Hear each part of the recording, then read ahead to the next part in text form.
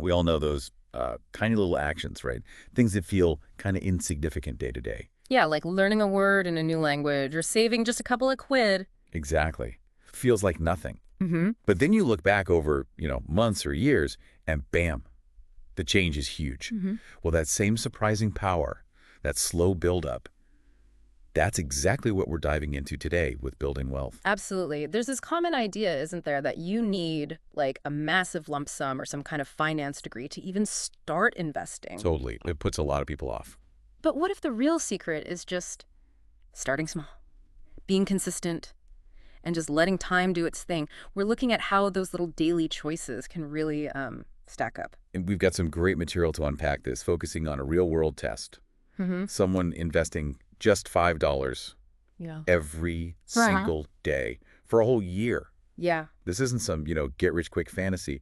It's about understanding the long game, how small bits, consistently added, can actually grow into surprisingly big numbers. And for you listening, especially if you want to grasp this stuff quickly without getting bogged down, this deep dive is designed to be really focused, actionable stuff. Exactly.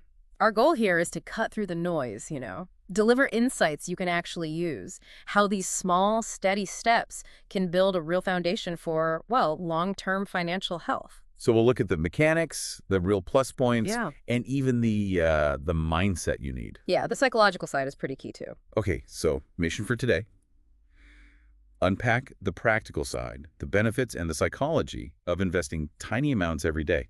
Let's get into it. Okay, let's start with something really powerful. The idea that maybe the barrier to investing is way lower than most people think. Mm-hmm. So the source material throws out this projection, and, projections are just models, not promises. Sure, gotta remember that. But get this, investing just $5 a day consistently for 45 years, assuming something like a 10% average annual return, Okay. could potentially grow to nearly $1.6 million. Ah, wow. Okay, stop right there. $1.6 million from $5 a day. Potentially, yes. Over 45 years with that return. It just shows the sheer force of time and consistency, turning those little drops into, well, an ocean. That really hits home. Wow. Especially that feeling of like, oh, I don't have enough money to even start investing. $5. Huh? That's less than my coffee most mornings. Precisely. And to make this less theoretical, the source actually details this one-year challenge where someone did exactly that. Right, the $5 a day experiment. Yeah, invested $5 every single day. So we get a real-world glimpse of these ideas in action. Okay, and the platform they used for this was Trading 212. Why that one? What was special about it? Well, the source points to a few key things. First off, low fees, which Yeah. is like super important when you're investing tiny amounts daily. Right, you don't want fees eating up your $5. Exactly. Then it's apparently pretty easy to use, which is great if you're just starting out. Makes sense. Security, obviously, that's crucial. They've got good measures. And importantly, fractional shares. Ah, okay. So your $5 can actually buy a piece of an expensive share. Yes. You don't need hundreds of dollars to buy one share of a big company. Your $5 buys a fraction. That's vital for this strategy. Gotcha. And the last piece, maybe the most important for consistency, is auto investing. Ah, so it just happens automatically every day? Yep. Set it up once, and it just pulls the $5 and invests it. Takes the effort and the oops, I forgot out of it. Okay, so you've got your small amount, your easy platform. Yeah. What's the next really critical piece for making this work long term? Okay, this is a big one. The type of account you use can make a massive difference to how much money you actually end up with. Right. The source really stresses using tax-advantaged accounts. So think stocks and shares, ISAs here in the UK, or things like IRAs in the US. Okay, let's unpack that. Yeah. Why are those specific accounts such a big deal for this strategy? Well, think about a normal investment account. Any profit you make, maybe dividends paid out, or the value of your investment going up, Oh, yeah. that profit is usually taxed. The government takes a cut. But with these special tax-advantaged accounts, the government basically gives you a tax break. Often, the money you make inside that account, it grows tax-free. So no tax on the profits at all while it's in the account. In many cases, yes. Or it's significantly reduced or deferred. It means all your profit, every single bit, stays invested. Ah, okay. I see where this is going. It feeds directly back into the growth engine. Remember that compounding effect we mentioned? Yeah, the snowball getting bigger. Exactly. Taxes are like friction slowing that snowball down. Tax-advantaged accounts remove a lot of that friction. More of your money keeps working for you year after year, making the snowball grow bigger, faster. It's a huge advantage over decades. That makes total sense. Yeah, Okay, so small amount, consistent investing, tax-efficient account. What are we actually buying with that $5 a day? right. So the demonstration we're focusing on went with index funds, specifically the Vanguard S&P 500 accumulation fund. Index funds. Okay, for anyone listening who isn't totally sure, what is that exactly? And why choose that over, say, trying to pick the next big winning stock? Good questions. So an index fund basically just holds investments that copy a specific market index. Like the S&P 500 tracks the 500 biggest companies in the US. Okay. So when you buy into that Vanguard fund, you're not just buying one company's stock. You're buying a tiny little piece of hundreds of different companies, all across different sectors. It's instant diversification. Ah, so it spreads the risk out instead of all your hopes riding on one company doing well. Precisely.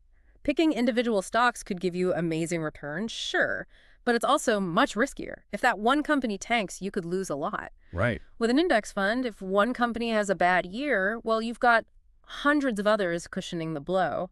It generally leads to steadier, if maybe less spectacular, growth over the long haul. And it's usually cheaper because no one's actively picking stocks. Less drama, lower fees. That's Got right. it. And the accumulation part. Oh, yeah, that just means any dividends the companies in the fund pay out, they're automatically reinvested back into the fund to buy more shares for you. So more fuel for the compounding fire. Exactly. It just happens automatically. Okay, so the strategy is coming together. Daily small investment, diversified index fund, tax-friendly account. Now, how do you actually stick with it? Life gets busy, markets wobble. Yeah, and this is where that dollar cost averaging idea combined with automation really shines. Dollar cost averaging, explain that. Okay. By investing that same $5 automatically every day, you're buying regardless of the price. Right. So when the market dips and prices are lower, your $5 actually buys more shares or fractions of shares. When the market's high, your $5 buys fewer shares. Ah, okay. So you kind of average out your purchase price over time. Exactly. It smooths out the bumps and stops you from trying to guess the perfect time to buy, which, let's be honest, is almost impossible. Yeah, market timing is tough. It really is. And the automation part is key here because it takes your emotions out of the loop. You don't have to decide each day, ooh, should I invest today? The market looks shaky. Right. You just let the system do its thing. Precisely. It builds that consistency habit without requiring daily willpower or decision-making. It just happens. Which brings us neatly to, well, the emotional side. Because investing isn't just numbers, is it? The source mentions that even with this steady $5 a day plan, there were losses in the first couple of months. Yes, and that's such a critical point. It's easy to talk about long-term growth, but when you log in and see your balances down, even by a little bit, it feels bad. Yeah, that initial dip can be really unnerving. Makes you think, is this actually working? Am I just losing money? Absolutely. Your gut instinct might just scream, sell, cut your losses. Right. And what's useful about looking at this one-year example is that it did happen. The first few months showed a negative return, even with the daily investing. So how do you push through that psychologically? It really comes down to emotional discipline and truly understanding that markets go up and down. Volatility is normal. It's part of the deal. So just knowing it's normal helps. It does. The big mistake is panicking during a downturn and selling, because then you lock in that loss. And you miss out on the recovery that historically follows. You have to try and keep focused on that long-term picture. Understand that these down periods are often when dollar cost averaging works best. You're buying more shares cheaply. Okay, so practically speaking, what helps someone avoid hitting the panic button during those early losses? Well, one thing is maybe not checking your balance every single day, especially if you know you get spooked easily. That's a good point. Also, reminding yourself why you started. What's the long-term goal? Revisiting your plan. And just educating yourself a bit about market history helps too. Seeing that markets have always recovered from downturns eventually. Stay the course, basically. Stay the course. Trust the process. Okay, so after sticking with it for the full year, through those early wobbles, what were the actual results of this $5 a day challenge? Did it work out? It did, yeah. The results were pretty impressive for 1 year. The source reported a compound growth rate around 18.1%. 18%, wow. Yeah. And the total profit on the 5,555 invested over the year was just over 460 pounds. Okay, that's significant on that amount. It is. But, and this is really important, the source is clear. You can't expect 18% every year. That's not typical. Markets were favorable during that specific period. Right. Results aren't guaranteed. It's an illustration, not a promise. Exactly. It's just a real-world demonstration of the potential when you combine consistency, diversification, and time, even starting small and navigating some bumps. So it really reinforces the core ideas we've been talking about. Absolutely. It pulls everything together nicely. Okay, let's summarize then. What are the absolute key takeaways for you listening at home from this deep dive into daily micro-investing? Okay, number one has to be the sheer power of compounding. Small amounts, consistently added over a long time, can become seriously big amounts. Right. Don't underestimate small beginnings. Exactly. Number two, tax-advantaged accounts, ISAs, IRAs, whatever applies to you. Using them lets your money grow much faster by avoiding or reducing tax drag. It's a huge lever to pull. Crucial for the long term. Definitely. Third, managing your emotions. Market ups and downs are normal. Don't panic sell during dips. Stay disciplined. Easier said than done sometimes, but vital. For sure.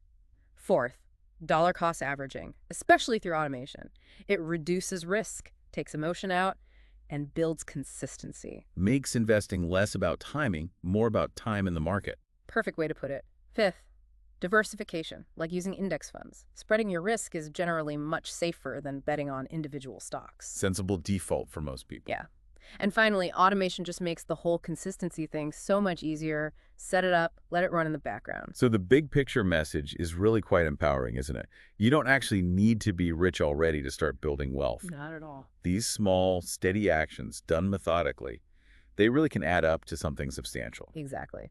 Which leads to maybe a final thought for you to chew on. Yeah. If investing just $5 a day consistently can have this kind of potential long-term impact, what other tiny daily habit could you start today?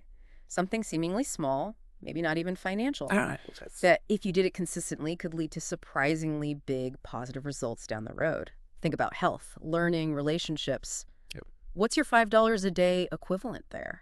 That's a great question. Those little things we often dismiss. What if we compounded them with time and consistency? How could things look different? Yeah. And as you ponder that, maybe also think about how the investing principles we talked about, consistency, long-term view, understand the basics, could apply to your own finances, no matter where you're starting from right now.